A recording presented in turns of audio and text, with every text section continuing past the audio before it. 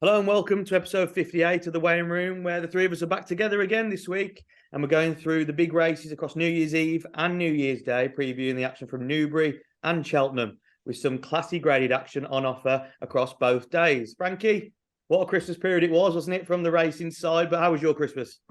Oh, brilliant, mate. Chilled out the few days before. I was the bad influence on Christmas Eve, getting everybody drunk so that I could be fresh for Boxing Day. So it went well. And then Boxing Day at Kempton was class. I mean, as far as racing goes, the only downside of being on course is you don't get to sit and see everything that goes on across all meetings. But I think I was in the best place with Paisley Park, Con Hill, the King George, even Time Hill, really impressive. So yeah, really good Christmas and really enjoyed Boxing Day as well. Yeah, there's some absolutely cracking racing. I was actually at Wolves races myself, but on the screens, I was just watching every single race that was on, so it was absolutely brilliant. Paul, what was your standout performances over the Christmas period? 'Cause obviously over in Ireland as well, there's some absolutely cracking racing. Yeah, there was. Well, Brave Man's game, obviously, in the King George was exceptional. And I was lucky enough, gang of us went to Leopardstown on Wednesday. So we saw Conflated win the Savills Gold Cup, which was, he was pretty good. I don't know if he's done enough to jump himself, into serious Gold Cup contention, but he's certainly worth having a crack at the blue ribbon at Cheltenham in March. But it was an incredible, great atmosphere, great days racing at Leopardstown on Wednesday. So yeah, it's brilliant. Yeah, and you know what? On our Christmas special, we threw out quite a few winners. I think I had Paisley Park, but you had Braveman's game, and then you landed with the nap, didn't you, Frankie, with Into Overdrive? Into Overdrive, yeah. So yeah, we all had a nice few winners. So absolutely no pressure. We've got to carry on into New Year's Day, and we'll kick on straight into it then, lads. And the first race of the last podcast of the year, might I add, which has gone absolutely rapid, hasn't it? The first race we're going to look at is the 12:10 from Newbury, and it's the Play Coral Racing Super Series for free mares handicap hurdle. It's over 2.5 miles a furlong. Frankie, you can kick us off this week if you want. Who do you like? We'll get in early and say a nap, shall we? Because I know that we all like this horse. We'll steal that one quickly. The favourite here looks very hard to oppose. She's won. Oh, sorry, she hasn't won. She comes second the last twice at Newbury.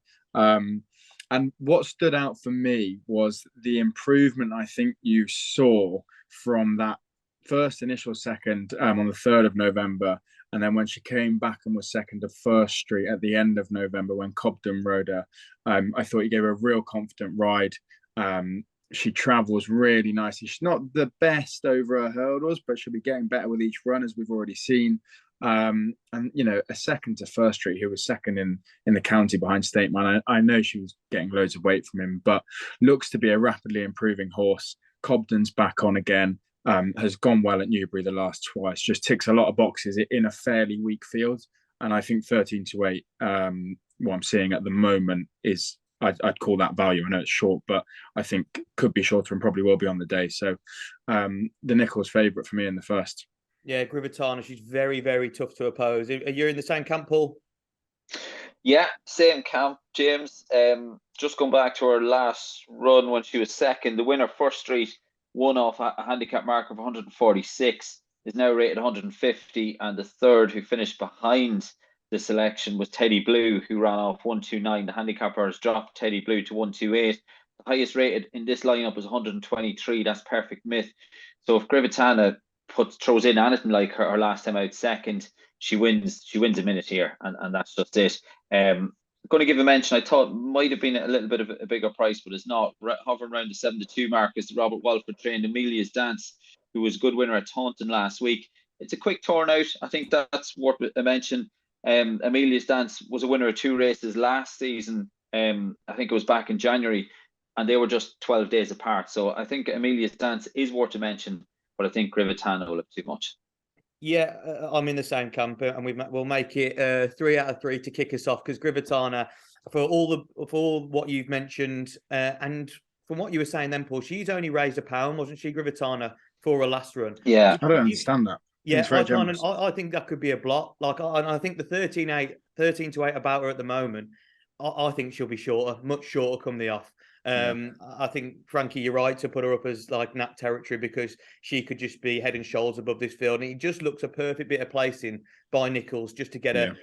Just to get her a win into her to start at the start of the season, really, because she's got plenty more to give, I think, throughout the rest of the season. So yeah, Grivatana for all three of us. Then in the opener, Newbury's second event we're going to cover is one of their better events on the card. It's the introductory hurdle. It's seen some nice stars come out of it over the years, and this season we have the second favourite for the Supreme in Jet Powered at the top of the market.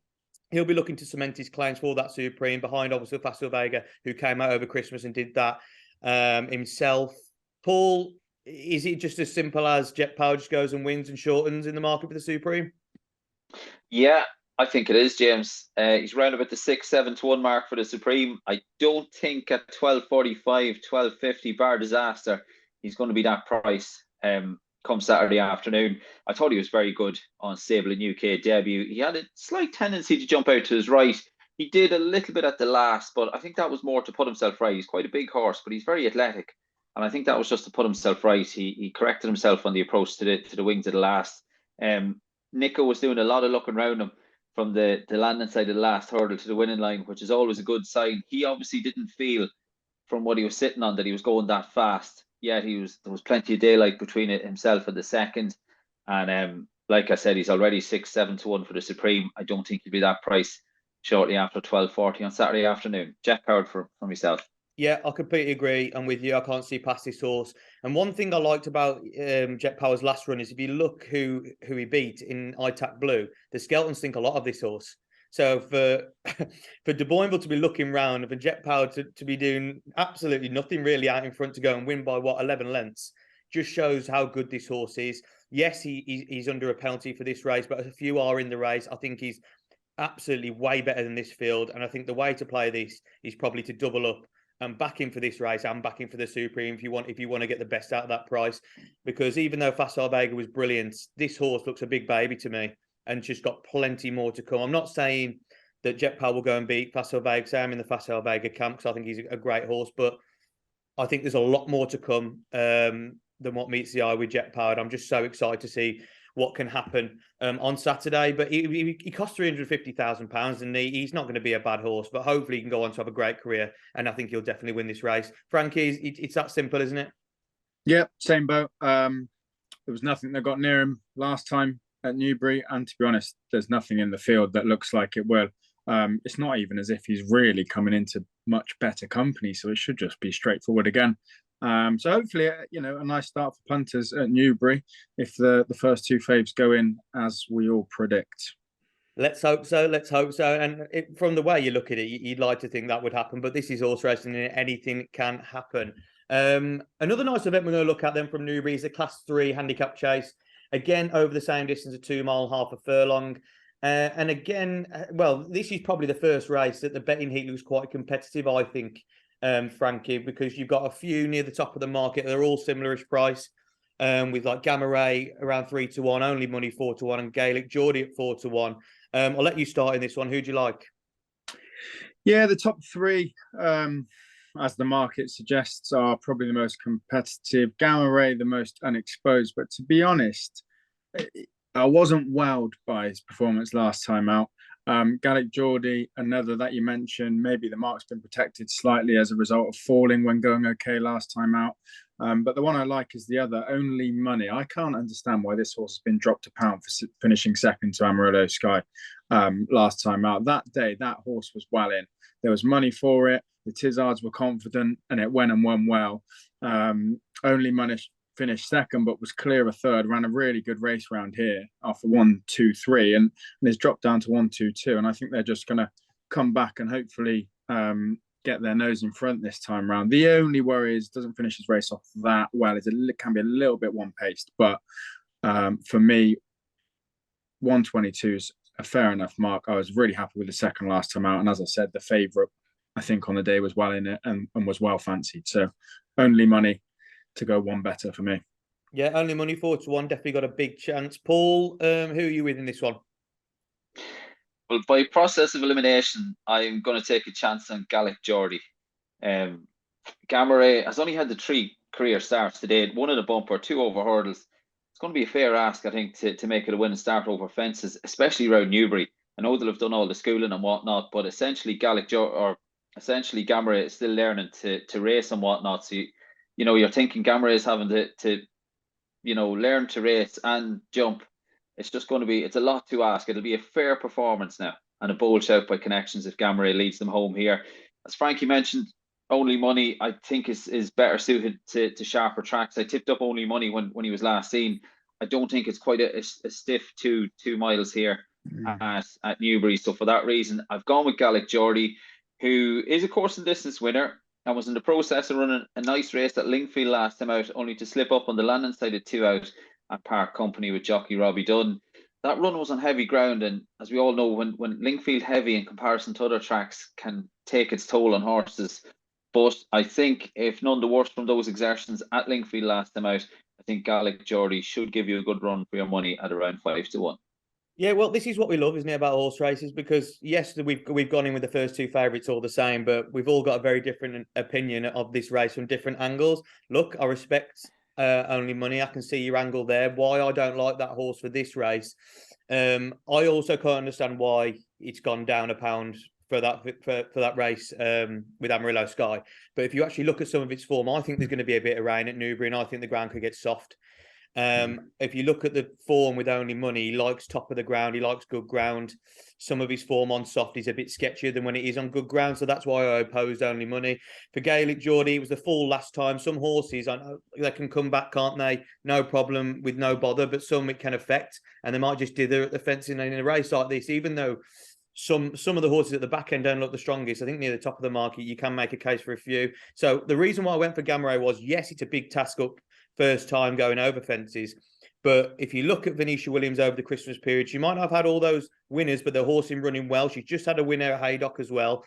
If the soft ground comes, this is exactly what this horse wants. And look, you go back to it, it's a tough task. He's got to jump a fence for the first time and got to take on horses that have already jumped fences. I understand that. But if you actually look at some of his form, from Exeter in January over hurdles, when he was a really good second actually that day, then went to Fontwell and won. He's very progressive. I think although he's got a lot to learn, he's got a lot of scope to improve. And off a marker 115 on seasonal debut, I just thought that was the way to play here. I'm just hoping for a bit more rain because he'll really love the soft ground. If you look at his form, soft at Foss last on debut, heavy second, and then good to soft last time at Fontwell ran well. He just needs juice in the ground. Like we know, Venetia Williams horses, the more rain that comes, the better she is as a trainer. And I think hopefully that rain will come. Just to mention on that point as well, James, the soft ground, it'd slow everything down. Do you know, the race will be run just that half a stride slower, that particularly in the early stages, the first 2-3 fences, Gamera will just be able to sort his feet out and just get in. It'll give him more time to get into a rhythm. Whereas if the rain doesn't come, they'll go half a stride quicker, and that's, I think, going to put him on the back foot. No, I understand, and this is why it's a massive thing about how much rain does fall. It's currently good to soft at the moment. I'd like to see soft by the time this race comes. But it's fascinating at the angles we've gone for all 3. And we'll have to watch out how it goes, because one of us will be winning, or we could all be losing, couldn't we? If we get it all wrong, someone down the end of the market. But hopefully we made enough case for the top 3 in the market. Right then, one of the bigger events in Newbury on the card is the Coral Bet Bundles Handicap over 2 mile, 4.5 furlongs, and it sees a decent number of runners go to post for this handicap hurdle event. We've got Picar at the top for Dan Skelton at 9 to 4. That horse was about 4 to 1, was smashed in straight away. Lady Adair for Harry Fry at 6 to 1. Blenkinsop at 15 to 2. Black Poppy 10 to 1. Soaring Glory 11 to 1. And then 12 to 1 bar the rest. Paul, Picar for myself, which I'll touch on later, is a horse I've been waiting for a long time to run. But there is obviously value in this field, isn't there? Yeah, there is, and I'm sure there's TWE viewers that are probably shouting, saying that you don't need to ask me. They don't need to hear my opinion, for the simple reason that once you see a Henry Daly runner, I'm always kind of drawn to those straight away. And I've gone with Blenkinsop, who's by Westerner out of a Silver Patriot mare. Comes in here in terrific form, having completed the hat-trick of victories. The third victory was at Exeter back on the 2nd of December. The first of those 3 victories came at Ludlow over the 2 miles and 5 furlongs. That was under jockey Alice Stevens. Blenkinsop then went on to Southwell over the extended 2.5 miles and was a winner under Hugh Nugent. Now, Blenkinsop is a homebred. He's bred by the Nixon family, who are grandparents of Hugh Nugent. This is the first time Tom O'Brien's having a sit on Blenkinsop, so Mr. Daly's not messing about here. Hugh Nugent's got the jock off. Tom O'Brien's taking the mount. He's got a handy weight of 10 stone 6. He will need to improve to take this now. But like I said, Henry Daly's not messing about. He's booked Tom O'Brien. Tom would have ridden him plenty. He would have done a lot of schooling on this horse in the last couple of weeks. And I think Blenkinsop represents a bit of value at around 9-1. Yeah, currently I'm looking around 15-2, and obviously he's going for a 4-timer. So Blenkinsop for Paul, quite a big shout there. Frankie, who are you on in this one? Yeah, I mean, there's got to be some value to be found here, hasn't there? I mean, it's tricky when you see money like that for a scouting horse. Then they've had a lot of runners to this Christmas period, and generally speaking, the ones that have taken money have either won or ran well. So you could go in blindly there with the favourite. Well, or if you had an angle, it would strengthen your opinion for sure. So the favourite definitely has a good chance. I'm looking a bit further down, probably 2 to mention Pecking Rose for Fergal. That's won a Class 2 round entry before, and then was disappointing. If you look at the bare form, maybe disappointing last time out, but fluffed a hurdle, and then since then never really travelled. So you'd be hoping that Pecking Rose could bounce back to a good bit of form. But the one even further down for me would be Silent Revolution. One to back each way. Has beaten Broomfield Berg, who's now rated in, I think, the mid 130s. Has beaten Luttrell Lad, another horse that is decent, and then went chasing behind Boot Hill last time out. Back to hurdles. Yes, has got to carry 11.5, but I think represents a bit of class and is still fairly unexposed, really, having beaten some good horses already. So Silent Revolution each way again for the Nichols team. Yeah, very unexposed, this horse. If you actually look back, this horse ran in the Supreme, so they obviously thought quite a lot of it. Although it was pulled up in the Supreme, they put it in to see how good it was. And at 14-1, very lightly raised, could represent a bit of value. Yeah, definitely. Look, when it went into 9-4 Pickard, I thought that's too short a price. But I watched the other day, I think it was at Kempton, when Grey Dawning went on to win. That was been to 2-1. And it's a thing, you don't want to back it at that price, but you still think the horse is going to win. For me, I wouldn't back Pickard at 9-4, but I still think the horse is going to win. So I've got to put Pickard up as a win selection here. Because I just think that the mark of 130 is far too lenient for what this horse has offered so far. If you look back last season, finished last season with 5th of 7 in the Grade 2 Supreme Novices Hurdle Trial behind John Bon. It was actually only 9 lengths behind John Bon that day. To get within 9 lengths of John Bon, you've got to be a bloody good horse, I think. So I'm happy with that form. If you actually look on seasonal debut this season, he made a really nice debut at Chepstow. Landed a really strong novices hurdle event by 5 lengths. The form of that race has worked out. I think Hullenbach was second, went on to win. The 3rd and 4th have since franked it as well. This horse was actually given a mark of 127, but because it didn't race, the handicapper adjusted it up to 130. I still think that's lenient. I think this horse should be in the 135, going closer to 140. I think he's got a bit in hand. I would have preferred it at 2 mile to 2.5 miles a furlong. 2 mile form might be stretching his capabilities, but because we haven't seen him, not for his own troubles, it's just because that the racing's been off and he hasn't been able to race. But off a mark of 130, I think Pickard will go really close, but it's very obvious the money's come. So we've had to play one against him each way. Do you know what? I'm going to give a little chance to Soaring Glory at the top of the weights. This horse is around 11-1, much bigger price, but back down into a handicap, back down over hurdles for John Joe O'Neill is in a decent bit of form at the moment. I thought Soaring Glory could bounce back to form. Like I said, he's the top weight, but if you actually look at his form in handicap events on soft ground over hurdles, it's something to take note of. In February 2021 as a novice, having previously shown some good form when beating Brave Man's Game and finishing second to Dusar, he went into the Betfair hurdle off a mark of 133 and landed the 23 runner event that season. Sent into the Supreme off the back of that, finished 4th behind Appreciate. It was just outclassed. Oh, we know how good Appreciate it was that year. Was absolutely brilliant. On seasonal debut last term, though, off a mark of 143, back in handicap company again. He got back to winning ways on soft ground again at Ascot in the listed London handicap hurdle. So there's a bit of a pattern coming here with him dropping back into handicaps, regardless of what his mark is. He's running well. Since then, he went up to 149 and he struggled slightly, but back down to a mark of 145 here, having a run over fences and it didn't work out. I think they've reverted to, let's go and see how he is back in handicaps, back to 145, £2 higher than his last winning mark, getting soft ground, what he likes. I thought Soaring Glory was really interesting, but he's got to bounce back to form. But 11 to 1, I was happy to play him each way and find out. So I think he's fascinating if he does bounce back to form. But it's a cracking event, that one. I'm really looking forward to watching it. The next one we're going to look at is the staying event of the afternoon at Newbury, and it's the Class 3 Mandarin handicap chase over 3 mile 2.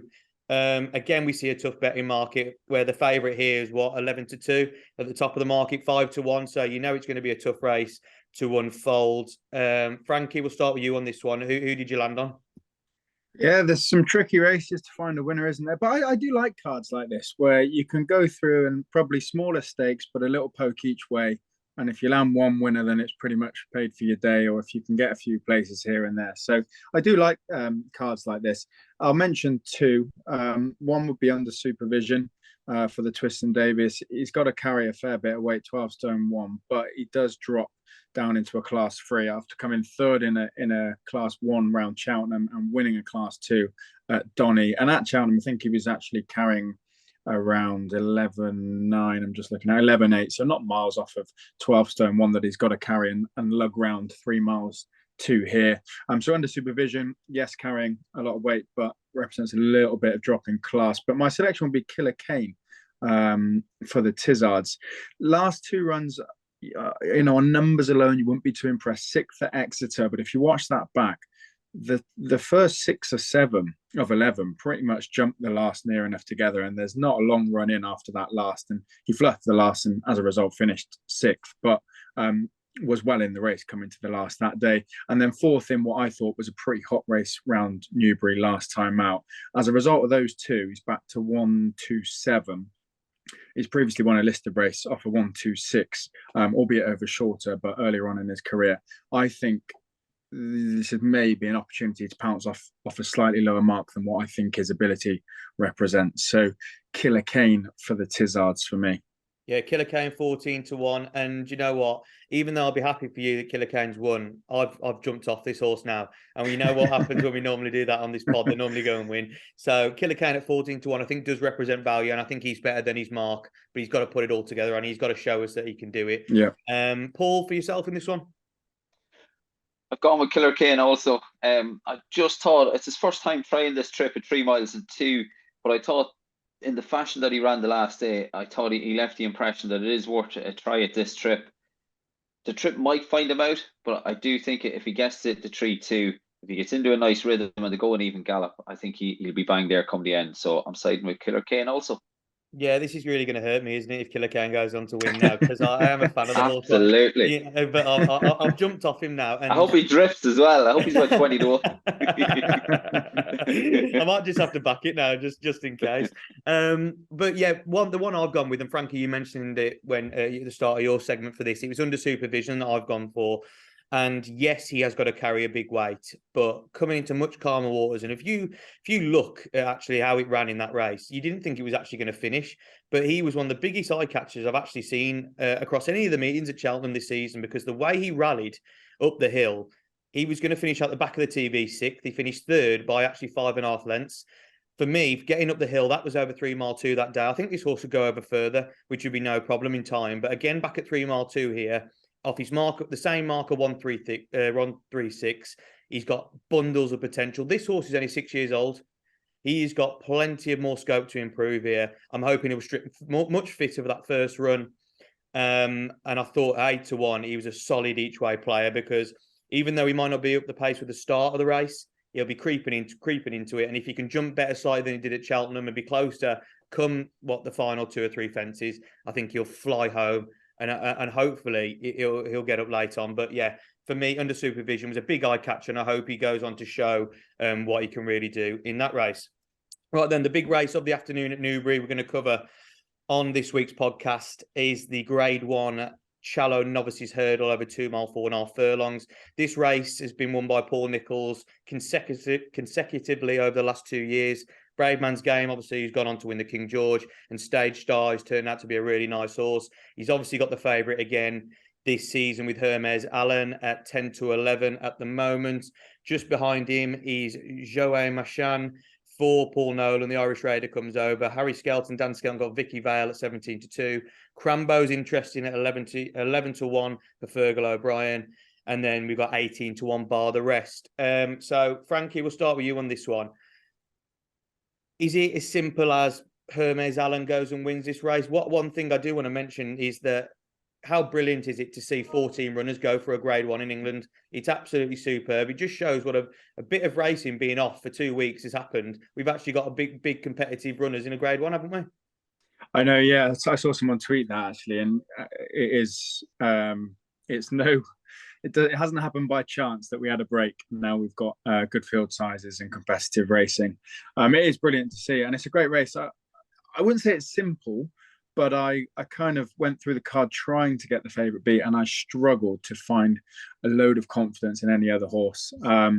That race that he won, and won really well at Cheltenham, I think was competitive. To beat Music Drive the way he did, Gordon brought a fair, strong squad of horses over that weekend, and I think he would have fancied a few of his, including Music Drive, and Hermes Allen really put that race to bed.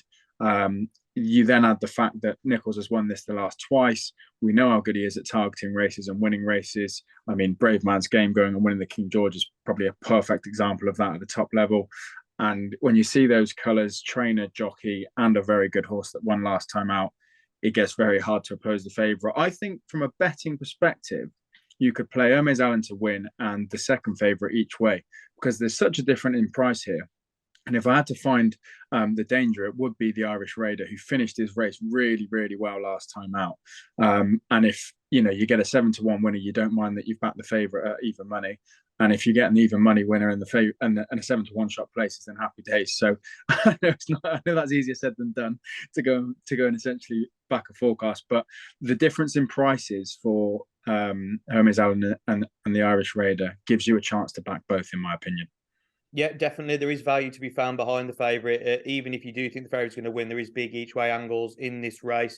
Paul, Hermes Allen, were you impressed with his win last time out?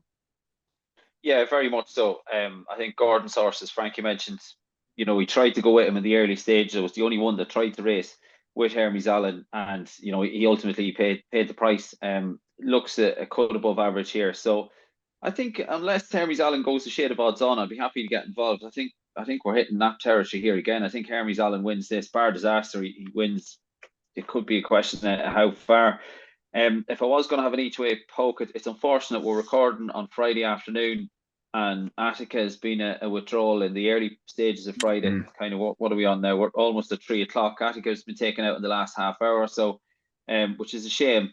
I thought Attica may have been one to put it up to Hermes Allen most, but if you were going to have an each way poke, I think Crambo from the Fergal O'Brien yard could be one to just have a small each way wager if Hermes Allen goes a shade of odds on and you haven't got involved with the selection. Crambo was a good winner at Ascot last time out. Does like to come from off the pace. You'd imagine Conor Brace was on board last time out.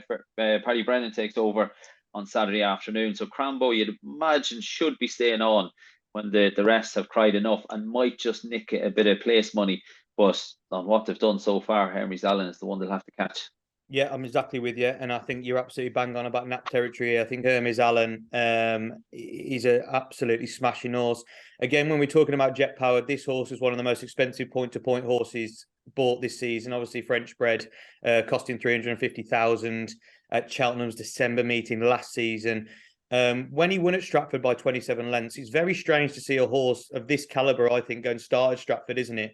And the horse it beat that day, I think Theatre Man, has gone on to win as well. If you look at the form in behind in the Grade 2 Ballymore at Cheltenham, like we were talking about Music Drive. Music Drive's a great horse. We've all been caught sort of very highly by the Twiston Davises, and that was absolutely demolished, really, even though it was staying on late and probably needs further.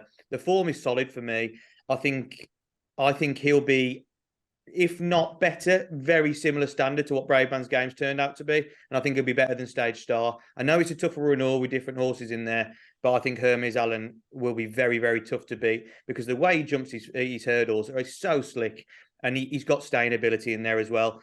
like you said, Paul, I can't believe Attica's a non-runner, because I thought that would be the second place horse in this field. I've been really waiting for this horse to go up to 2 mile 4 after its win last time out at Cheltenham. I think it's got big stale ability, and I think they do think a lot of that horse. So it's unfortunate that Attica's not running. So if I had to play one just from a bit of interest each way, I am interested in Idelco Bihu for the Twiston Davises. Only ran twice. Was a nice winner on hurdles debut at Worcester in October. Hasn't been since then. He beat Hardy Fella by 14 lengths, but we haven't seen enough of this horse. It's 18-1. It could turn out to be a bit of a superstar. I just thought about 20-1. I'm looking at now. That could be interesting to nick a place, but it's all about Hermes Allen for me. I just can't see him getting beat, and I think he's got a massive chance. So then the last race we're going to cover from Newbury on Saturday is the Novices Limited Handicap Chase over 2 miles 6.5 furlongs, and there isn't much to split the top 4-5 in the betting, is the Paul? No, this is set to be another cracker. I've gone with the Fergal O'Brien train, Nothing to Ask, who has the services of Paddy Brennan. Once again, I thought Nothing to Ask was very good on chasing debut at Chepstow under Paddy Brennan back in October, and then made all to win over 2 miles and 3 at Doncaster under Liam Harrison. That was back on the 26th of November, beating Universal Folly, who was well beaten at Kelso on Thursday. However, I do think Nothing to Ask was a bit more value than the 3 1/4 lengths over Universal Folly would suggest. And in a race where plenty have had chances, like you go down through, there's 10 runners, and you can probably make a solid case for 9 of them. But I think with Paddy Brennan back in the hot seat, it's Nothing to Ask who gets my vote. Yeah, it's a really tough betting heat, this one. And like you said, you can make a case for loads. Frankie, for yourself in this one? Team Pauling, Malinello, a winner last time out off of nearly a 700-day break on Chase debut, and I was really impressed with how the horse jumped and travelled. I'm a big fan of the jock on board, Luca Morgan. Him and his brother Bo, I think, are both great young jockeys.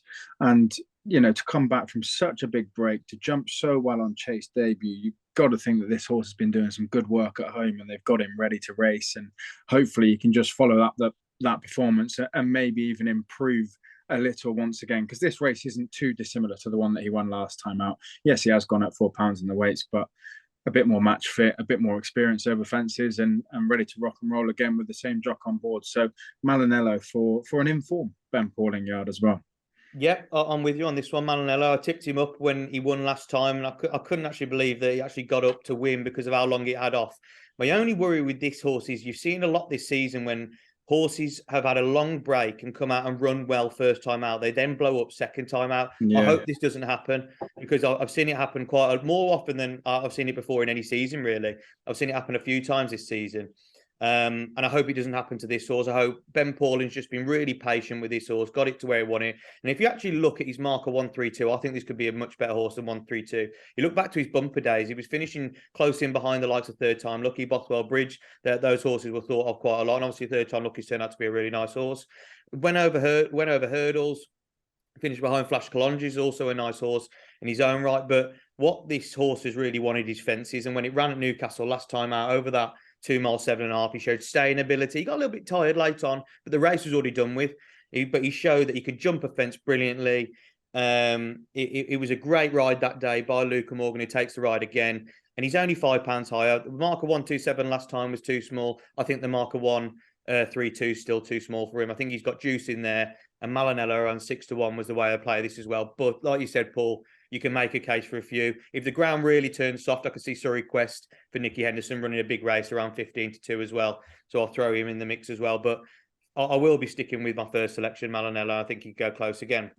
Right then, with Newbury covered on Saturday, we're going to have a take a look at Cheltenham's New Year's Day card. And there's some absolutely cracking racing on the card on the Sunday. But we're going to cover 2 races, the 2 Grade 2s on the card. And the first is the Grade 2 Dipper Novices Chase. Last year won by the superstar Long Press. I don't think we've probably got a Long Press in the field. But Paul, who are you siding with? Because it looks competitive again, doesn't it? It does. The market has it down to almost a 2-horse race. And with the benefit of having one more run over fences than his main market rival, I'm going to side with Thunder Rock for Ollie Murphy and for trainer Ollie Murphy and jockey Adrian Heskin. He's unbeaten in 2 starts over fences, the first of which came at Uttoxeter back in October. He then won a 4-runner affair at Ascot in November, running out a comfortable winner.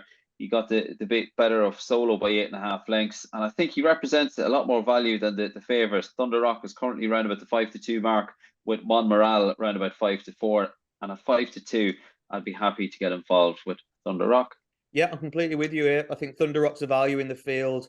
I actually don't like Monmoral as a horse. I think there's a lot of hype about this horse, and I don't think he's lived up to it yet. When he won at Aintree, it was a great performance, don't get me wrong.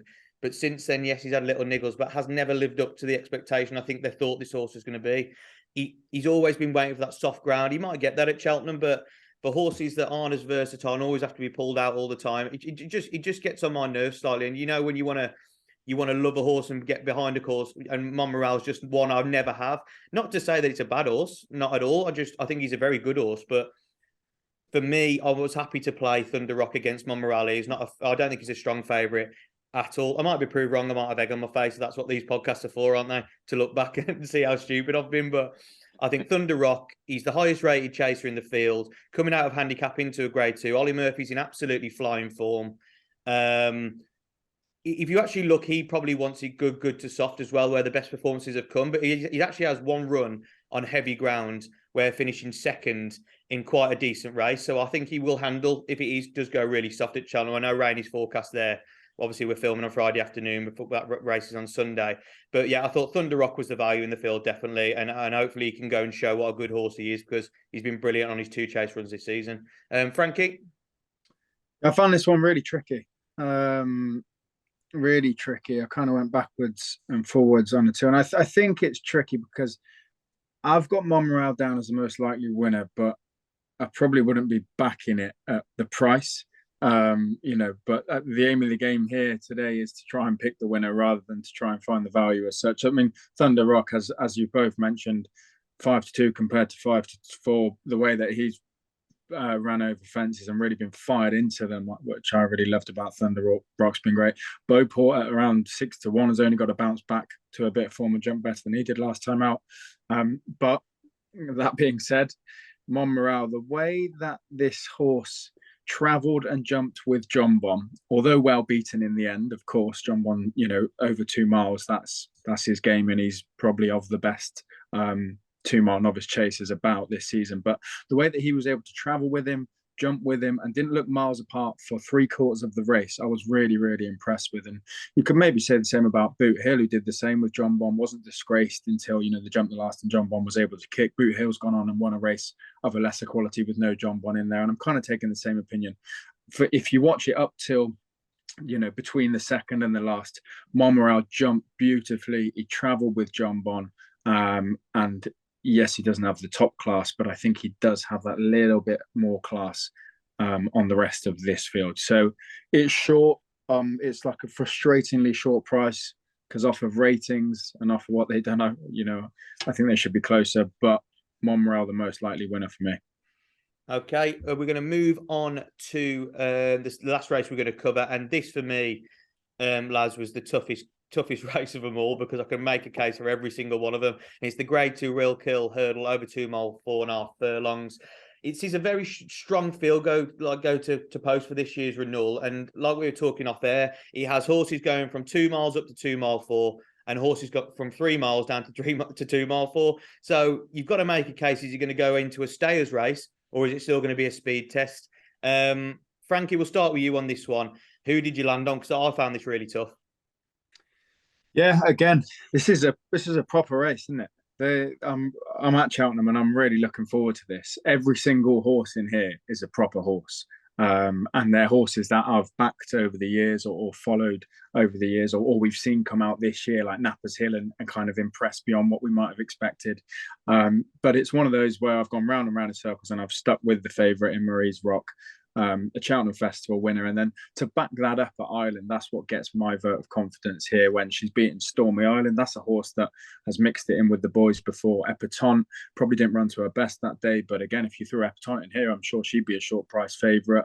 And then horses like She Wears It Well's come out and won. So Marie's Rock, grade 1 winner. Yes, up against some of the boys, but has beaten a few of these, or has some form mixed in with a couple of these at least, and gets that allowance carrying 10 stone 3.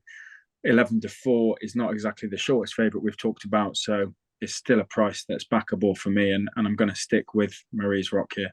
Yeah, this is where it's difficult, because Marie's Rock, obviously chasing the 4-timer, back-to-back Grade 1 winner, could just come out after a bit of a break and show the boys what it's all about, getting a bit of weight off them, couldn't it? But this is the thing, there's so many different other cases in there. Paul, I think you're in the same camp, aren't you, Marie's Rock? Yeah, I am, James. I tried to take her on, but I can't really find a good enough reason to oppose Marie's Rock at 11-4. You know, she's won 4 of her 7 starts last season.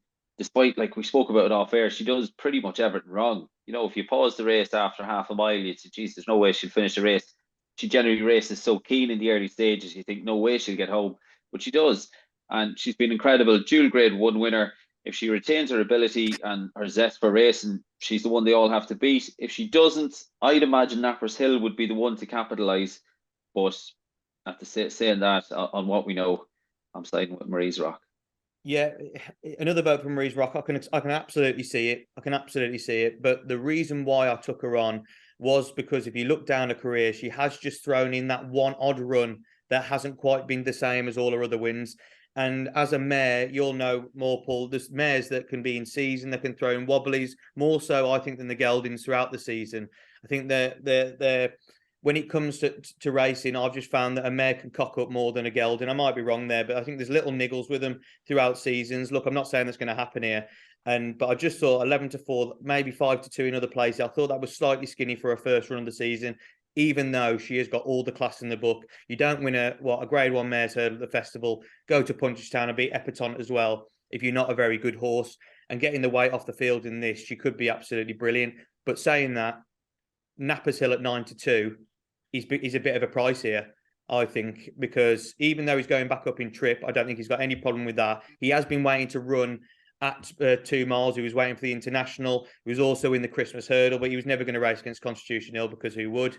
And then they've come here. And I know it's 2 mile, 4.5, and this will probably be the limits of what he can run to. But he's been so progressive this season. If you even look the season before, in all his bumper runs and his novice hurdling, he ran to a great standard. And then this season, he took it to a new level. 2 mile, 3.5 furlongs, he made his seasonal debut at Chepstow in the Silver Trophy handicap, and he won very, very easy. The form of that race has worked out unbelievably well, with I think nearly all the way down to 7th. With all the horses going out either winning or running really well next time out. He went into So Royal's backyard, didn't he, at Wincanton in the Grade 2 Elite Hurdle, and when it absolutely blitzed him that day. I think you've got to be a good horse to do that. Obviously, he was going to take on the likes of I Like to Move It, First Street at the International Hurdle, but it didn't work out because the racing was off. My worry is if it turns into a staying event, he will get outstayed by some that want to go 3 miles or slightly further. But at 9-2, I think is a bit of a price now. I just think he's been so progressive this season that, yes, it is a tentative nod, but Nappers Hill would probably get my vote. I just want to mention First Street as well.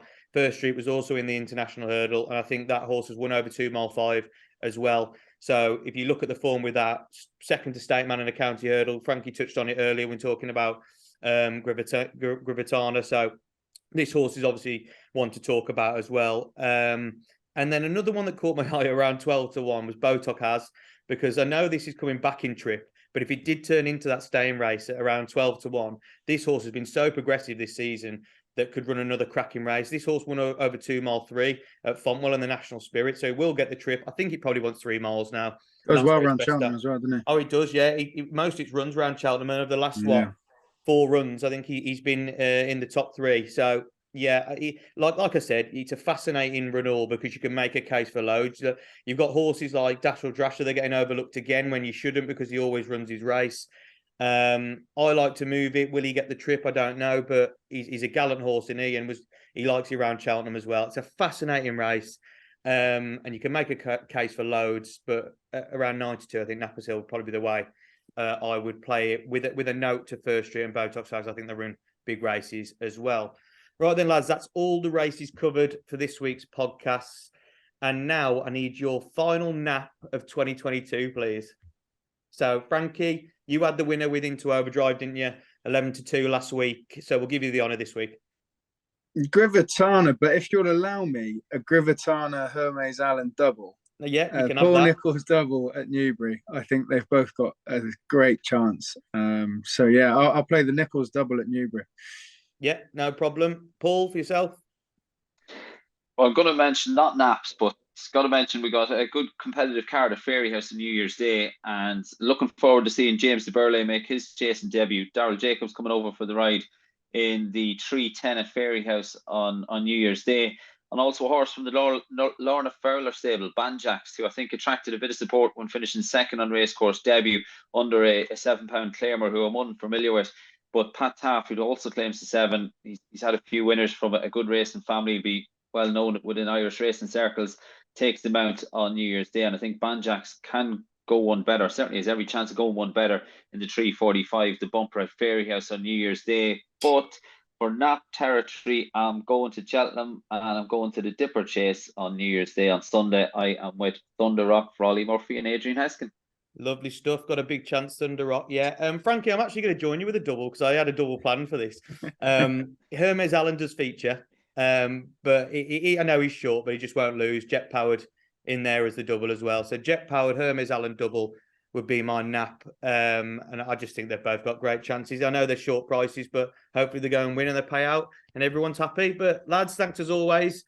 Our last pod of 2022. Obviously, we will be back next week covering more great racing. But this is the last one of 2022. It's been a very enjoyable year for racing, spending it with you lads as well. So thank you for everything. And hopefully we found some winners for everyone around the new year. Please be sure to like this video, comment your selections or naps for what could probably be your final nap of the year, and make sure to subscribe to the Whiz Enclosure channel with plenty of content to go through. Lads, have a great New Year's Eve, great New Year's Day. Hopefully you're not too hungover if you are racing, and whatever everyone is backing, all the best, and thanks for watching again.